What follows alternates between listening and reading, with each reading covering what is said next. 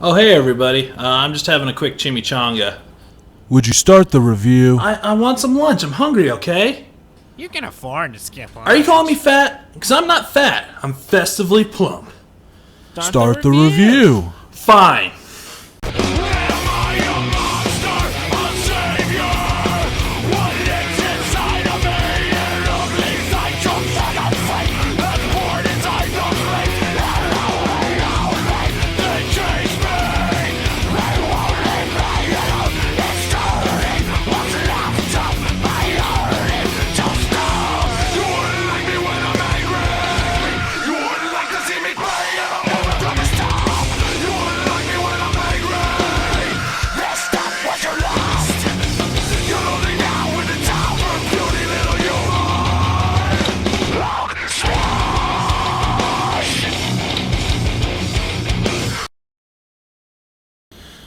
Hey everybody, Sexy Matt the Pharaoh Wizard here, and hold on to your hold slots, we're talking Deadpool! Yeah! It's finally here, the Deadpool movie. We've been waiting years to see this. I can't believe it. It's finally here. It's been such a crazy journey. But we've made it. We have a Deadpool movie. So a little bit of backstory on the character of Deadpool, for those of you that don't know and would like to know. Deadpool made his first appearance in The New Mutants number 98, and he was created by Fabian Nicieza and Rob Liefeld. Rob Liefeld tends to get the more credit for creating Deadpool, but of course he was first introduced more of the generic mercenary with a lot of patches. Kind of, all Rob Liefeld's normal crap. He accomplished more than you ever will. But he was changed and kind of made into Deadpool we know and love by writers like Joe Kelly, Gail Simone, and Cullen Bunn. And, he's become the merc with the mouth that we all love and adore. And not to, say Fabian Nicieza is bad at all. He did a great job, too. Just Rob Liefeld is he's just the worst. So, the history of the character himself, of Deadpool, at least his backstory is, he was a mercenary who joined the Weapon X program, which is the same program that gave Wolverine his adamantium claws. And they were going to see if they can transfer Wolverine's healing ability to other people, giving it to Wade Wilson, becoming Deadpool. In some stories, he had the cancer before Weapon X, and some after he got Wolverine's healing ability. They gave him cancer to see if it could hold up against the cancer, kind of scarring him up and making him who he is. And, because of all the stuff he went through, he became crazy, and he's an insane mercenary with voices in his head. Which, voices aren't always crazy in your head. Anyways, my personal history with Deadpool, and you know what, let's just get this out of the way now. I liked Deadpool before it was cool. Such a hipster. Yeah, that's the joke. Not a joke if it's true. Can I just do the review, please? Thank you. So I was first more introduced to Deadpool through Wolverine Origins and the Gambit solo series, the Origins comic, not the movie. We'll talk about that in a second. But I really got into him during Deadpool Volume 2. Where it took place after Secret Invasion, and it was really well done. It's a really great run. I won't go too much into it because we're talking the movie, not the comics. But if you want a good run of Deadpool Volume 2 from 2008 is really good. If you want just like a short story, give you the general idea of Deadpool and everything, I would suggest Suicide Squad. Just some suggested reading for those of you out there who want more Deadpool in their lives. And who doesn't want more Deadpool in their lives, right? So the movie itself has its own kind of interesting history. The idea of a Deadpool solo movie was first kind of thrown around after X-Men Origins Wolverine, when Ryan Reynolds' portrayal of Wade Wilson was one of the three good things to happen in that movie. The other two being the intro with, all the wars through time, and Liev Schreiber's representation of Sabretooth. But Ryan Reynolds in that movie for like 5 minutes. It's 5 amazing minutes of him being awesome, and it made everyone want a Deadpool movie. It made Ryan Reynolds want to do a Deadpool movie. everyone was on board. But of course, X-Men Origins Wolverine was a critical and commercial failure, and it put, Fox put the halt on any new X-Men movies for a while till they could figure out this whole thing. So that kind of put Deadpool into what's known as development hell, where it's got different writers, different directors. It's in this stage, it's in that stage. It gets pulled back. This guy leaves, that guy leaves. This guy comes in. It becomes a whole mess. And, everyone kind of gave up on having a Deadpool movie until test footage was released. Well, it was leaked. That got fans into wanting, Deadpool, a Deadpool movie, because this test footage was amazing.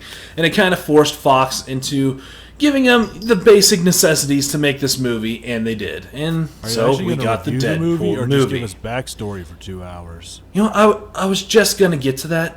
Can you give me a second? You should break the fourth wall like Deadpool. I'm talking to a camera. There's no fourth wall to break. It's not there. If you're going to give me suggestions, give me some good suggestions. More fires. I told you, I don't do that anymore.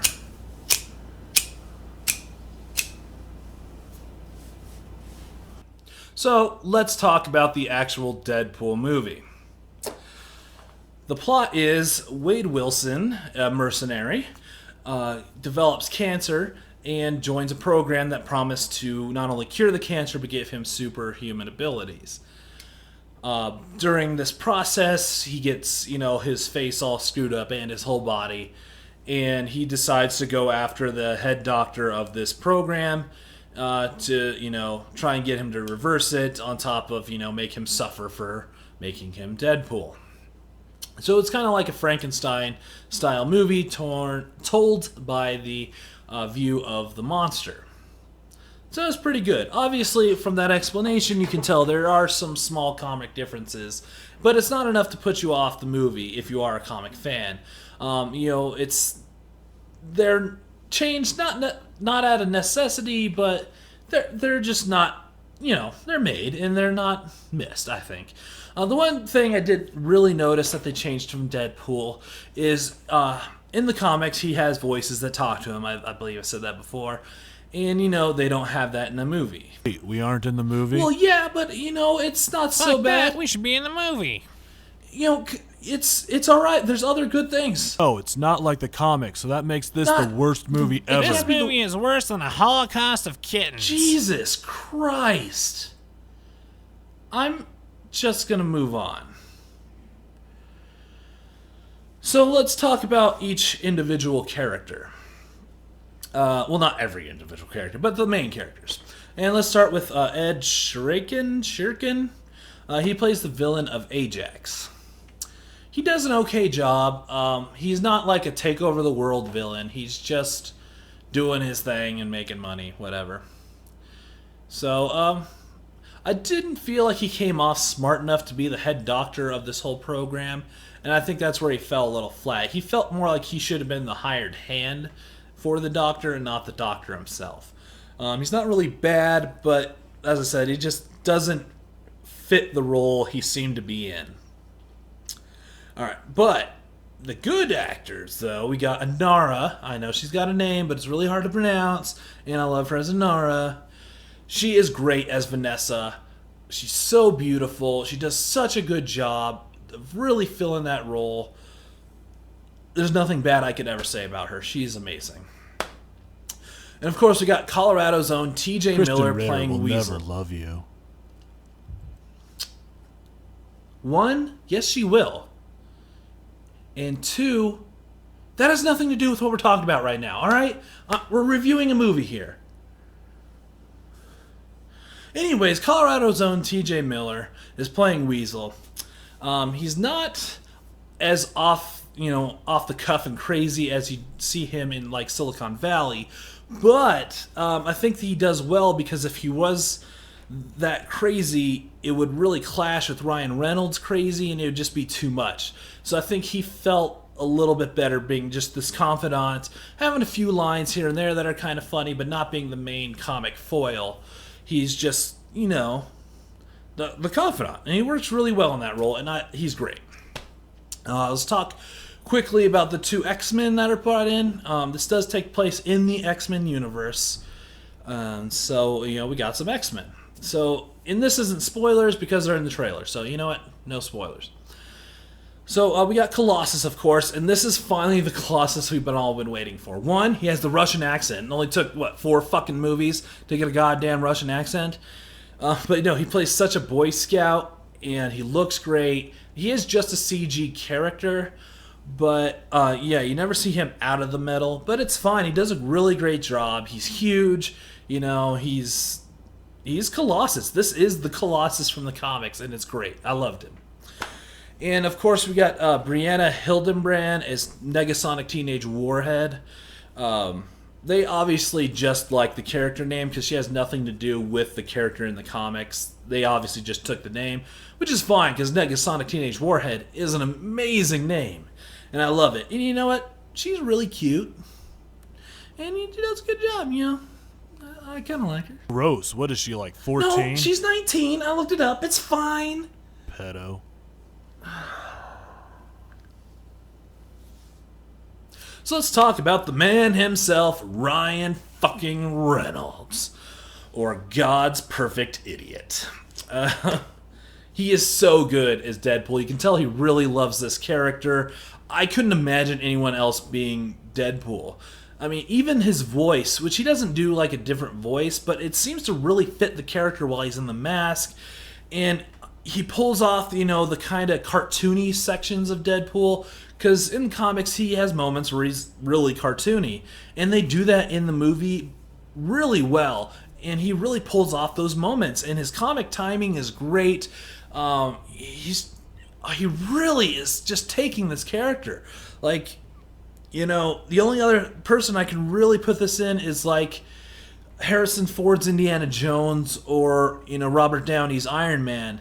Is like they love this character. They're into this character. They are this character. And Ryan Reynolds is Deadpool. He is Wade Wilson. It's so good. He is amazing. Man, he finally got a really good role. I love Ryan Reynolds. He's done a couple off movies, but I've always thought he's done a good job in everything he's been in. And, but this is like a new level. Like, he really takes to it, and it's awesome. So let's go through some of the good and the bad of Deadpool. So, my favorite opening credit sequence has been from Watchmen. I don't think anyone could have ever beat that. Deadpool just destroyed that. It is the best opening credit sequence for a movie ever. It's so good, and it's so simple yet amazing. I don't want to give too much away. You just got to see it. It's so good. So good. Start a fire. I told you. I don't do that anymore. My precious. One day I'll feed the world to you. Yeah, the intro is great.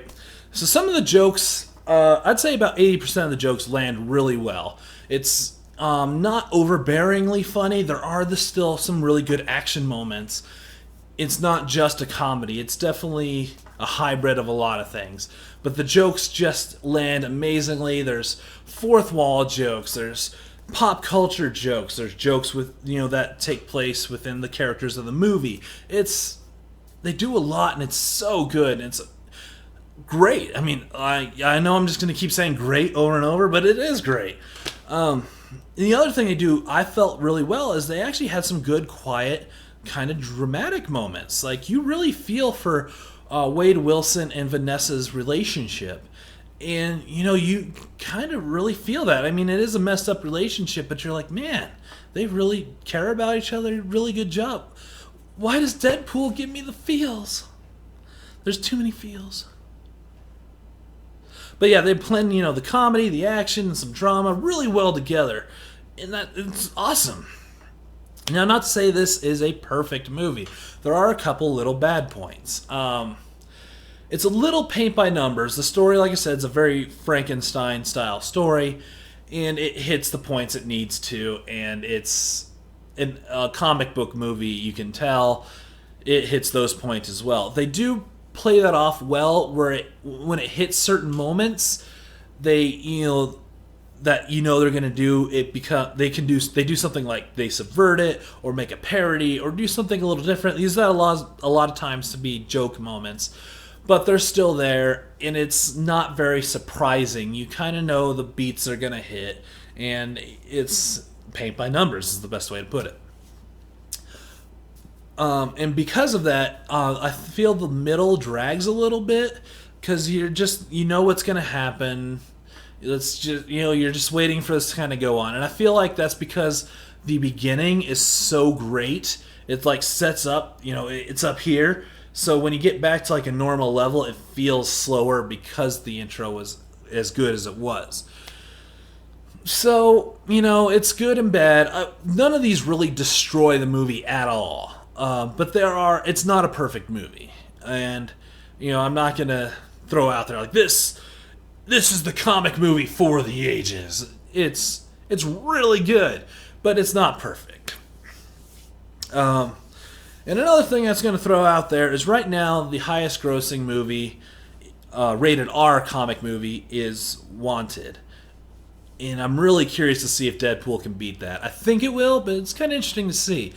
It also, I would like to see it beat Passion of the Christ as the highest grossing rated R movie. I don't know if it's going to, but that would be amazing and would restore my faith in humanity. So I got a couple spoilers, so let's get to spoilers. So let's put up the sign, and, click here to skip to my wrap-up if you don't want any spoilers. So spoiler time. Deadpool got the girl. That feels wrong. I don't want to be that guy that's like, it's not from the comics, so it's bad. But he doesn't get the girl in the comics, and always something happens, usually when he's chasing Domino. But, something happens where he doesn't get the girl. And he gets the girl in this, and it feels weird. And that's where that, paint by numbers feel hits. It's like, oh, that was going to happen, and you expected it. But you almost expected them to not go there, and they did, and it felt a little weak. I mean, they still used it to play some jokes and stuff, but it was a little weak that he got the girl. The other problem I had was the Weapon X program, or whatever they're going to call it, which is part of the problem, is it's not explained very well what they're doing. I guess they're using some sort of science to bring out your inner mutation, but it feels off and wrong, and it just doesn't feel very explained very well. When he got all his scarring, it just kind of happens, and you're like, why did that happen? And it just needs a lot more explanation. I know maybe it would have drugged the movie down even farther to do that, but I just feel like it wasn't explained, and it felt a little flat. Again, another kind of negative part. But yeah, I really wish they would have went into a lot more detail there. I don't even know if that's really a spoiler now that I think about it. But it's here. Hey, you know what? Fuck it. Alright? Whatever. Alright. Let's move on to the wrap-up, because I think I've rambled for long enough. Deadpool, as you might have guessed, is amazing! You really should check it out. It set the bar so high for all the comic book movies this year. It might be the best X-Men movie ever. My current favorite is First Class. It might have beat First Class. It's hard to say because they're so different movies, but man, Deadpool's really good. It's really, really good. I don't even know what else to say. Let's throw up a rating. So on a scale between a chimichanga and, let's say, Domino, I would give this a head pool. Yeah, that's my rating. Check out Deadpool, though. It is worth seeing in theaters.